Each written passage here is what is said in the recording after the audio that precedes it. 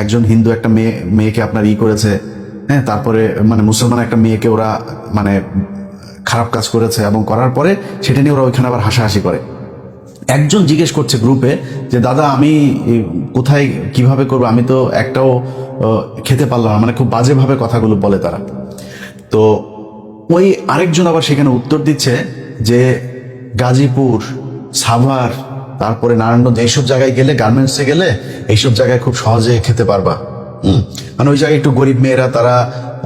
ওই যার সাথে হয়তো সম্পর্ক হয়তো না বুঝেই সম্পর্ক হয়ে গিয়েছে, কার কোথায় বাড়ি সেটাও যে যেভাবে পরিচয় দিয়েছে সেইভাবেই হয়তো ওরা বিশ্বাস করেছে, এইভাবে তারা আর নাম পরিবর্তন করে, ভোটার আইডি কার্ড পরিবর্তন করে, এইসব করে তারা এই বিভিন্ন জায়গায় গিয়ে করে মুসলমান পরিচয় দিয়ে প্রথমে সম্পর্ক করে, এরপরে বিয়ে করে, 2-3টা বাচ্চা হয় বা একটা বাচ্চা হয়, তারপরে সেই মেয়েটাকে কিছু কিছু ক্ষেত্রে আবার এই সন্তান দিয়ে ডিভোর্স দেয়, কিছু কিছু ক্ষেত্রে এই মেয়েদেরকে আবার এরকম, আমার ওই প্রোগ্রামই ছিল, ভারতে নিয়ে গিয়েছে, ভারতে নিয়ে সেখানে আপনার পতিতালয় পর্যন্ত বিক্রি করে দেওয়া হয়েছে, এরকম ঘটনা ঘটেছে। এখন এই যে উদ্দেশ্য প্রণোদিত একদম সুপরিকল্পিতভাবে মুসলমান মেয়েদেরকে এইভাবে আপনার ধর্ষণ করে তারপরে তাদেরকে এই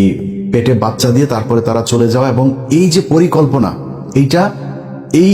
গোবিন্দ প্রামাণিক তার হিন্দু মহাজোটের কেন্দ্রীয় পরিকল্পনা, একদম সবার সমন্বয়ে এই সিদ্ধান্ত তারা নিয়েছে। একটা দুইটা না, শত শত ঘটনা এরকম বাংলাদেশে ঘটেছে। এই ঘটনাগুলোর মধ্যে আমাদের একটা গ্রুপ এটার বিরুদ্ধে কাজ করেছে, এবং তারা বিভিন্ন জায়গাতে কিছু সমস্যায় আপনার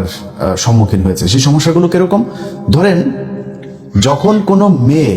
হিন্দু কোনো মেয়ে আপনার এই মেয়েকে মুসলমান ছেলে বিয়ে করে, তখন ওই হিন্দু মেয়ের বাবা করে কি, এই থানায় গিয়ে অপহরণ মামলা করে, এবং পুলিশ খুব তৎপর হয়ে যায়, তাৎক্ষণিক তার পরিবারের না, তাকে না পেলে তার ভাই, বাপ, মা সবাই ধরে নিয়ে আসে। আচ্ছা, একইভাবে আমি কিন্তু শুরুতেই বলেছি যে যদি কেউ মনে করে যে হিন্দু মেয়ের সাথে মুসলমান ছেলে প্রেম করবে, বা মুসলমান মেয়ের সাথে যদি নিজেদের স্বেচ্ছায় যদি করে থাকে, ঠিক আছে, কিন্তু আপনি যখন মুসলমান মেয়েকে, ছেলে যখন হিন্দু মেয়েকে প্রেম করলো, তখন আপনি পুলিশ বিশাল তৎপর হয়ে গেলেন। একই ঘটনা মুসলমান এই মেয়েকে যখন হিন্দু ছেলে এইভাবে নিয়ে যায়, এবং এই মুসলমান মেয়ের বাবা যখন কিনা মামলাটা করে, আমি সবশেষ আমাদের গাজীপুরে আপনার পুবাইল থানায় এইখানে একজনকে উদ্ধার করেছিলাম। ওই সময় ছিলেন পুলিশের কমিশনার ছিলেন নাজমুল করিম সাহেব, এবং ওই থানার ওসিও আমাদেরকে যথেষ্ট সহায়তা করেছে। আমি ফোন করে বললাম যে ভাই এই ব্যাপার, এই মুসলমান মেয়েটাকে হিন্দু ছেলেটা এইভাবে পরিচয় না দিয়ে, মাদ্রাসার ছাত্রী, আপনাদের মনে আছে হয়তো যে বোরকা পরা একটা মাদ্রাসার ছাত্রী, সেই হিন্দু ছেলে তার সম্মান নষ্ট করেছে, অনেকে এটা নিয়ে মেয়ের বিরুদ্ধে কথা বলেছেন, বাট মেয়ে জানতো না যে সে হিন্দু। এইভাবে উদ্ধার করতে গেলে বেশিরভাগ ক্ষেত্রে যখন হিন্দু মেয়ে হয়, পুলিশ খুব দ্রুত ব্যবস্থা নেয়, আবার মুসলমান মেয়ে যখন হয় তখন আবার এই ব্যাপারে আপনার হিন্দুদেরকে ধরা, তার পরিবারের লোকজনের নিয়ে ধরা, এটা আবার করে না। এই ঘটনাটা গেল 15 বছর ধরে সবচাইতে বেশি ঘটেছে, এবং সেটার ধারাবাহিকতা কিছুটা কিছু কিছু থানায় এখনো এটা করা হয়।